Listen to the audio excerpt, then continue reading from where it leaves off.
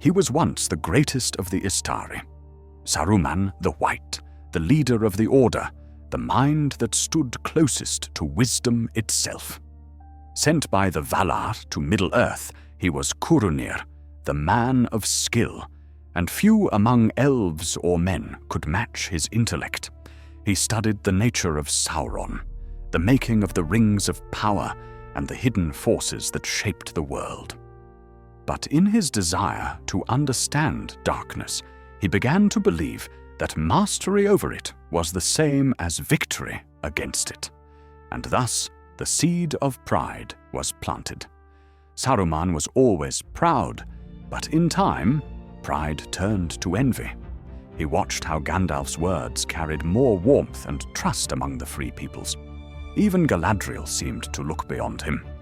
So when the White Council was formed and he was chosen as its head, he took it as proof that only he possessed the strength to command and to guide. Yet even as he led, suspicion filled his heart. He mocked Gandalf's caution, dismissed Radagast's simplicity, and ignored Galadriel's warnings.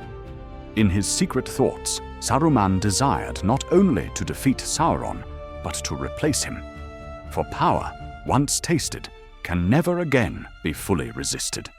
He withdrew to Isengard, the great tower of Orthanc, and there began his true descent. The valley around his tower grew barren, the trees were cut, and the ground burned with forge fire. Smoke and iron became his new companions. He had discovered the Palantír, the seeing stone of Númenor, long kept hidden within Orthanc.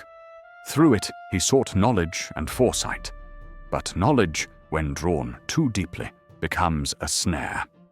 For on the other side of the stone, another will was waiting. The eye of Sauron found him, reached into his mind, and twisted what was once noble into something corrupted. Saruman believed he could resist. He thought himself wiser than the Dark Lord. Yet each time he looked, each time he listened, his pride was turned against him, until at last he became Sauron's servant, and didn't even realize the moment it happened. The White Wizard's voice became a weapon. With words alone, he could shatter loyalty, reshape truth, and bind hearts to his cause.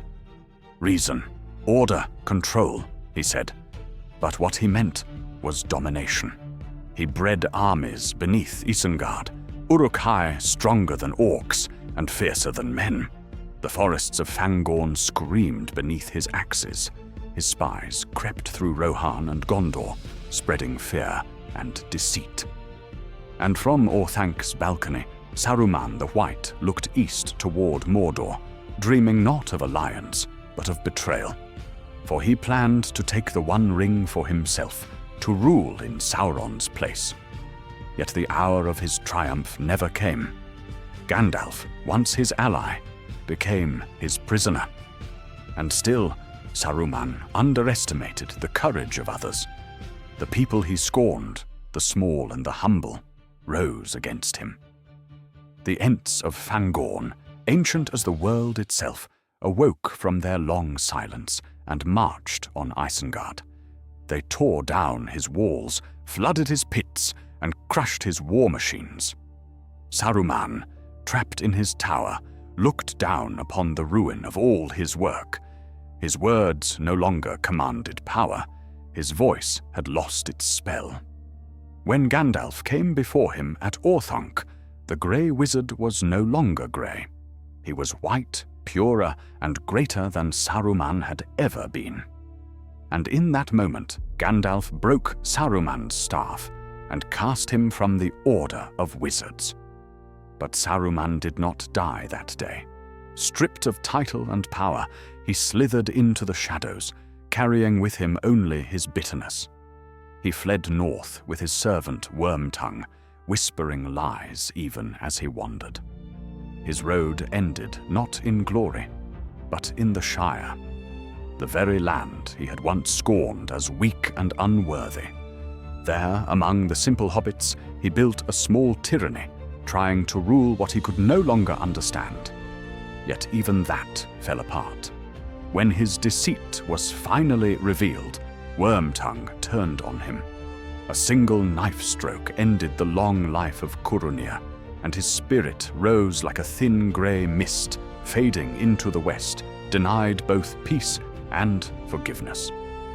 So ended the tale of Saruman the White, the greatest of the wise, undone by the oldest of sins. In the end, he did not fall because of Sauron's power, but because of his own. His tragedy is not of evil born, but of pride unrestrained. He looked into the darkness seeking knowledge, and found himself staring into a mirror. And as the tower of Orthanc stood silent over the ruined valley, the wind whispered the truth of Middle-earth, that even the brightest light can cast the deepest shadow.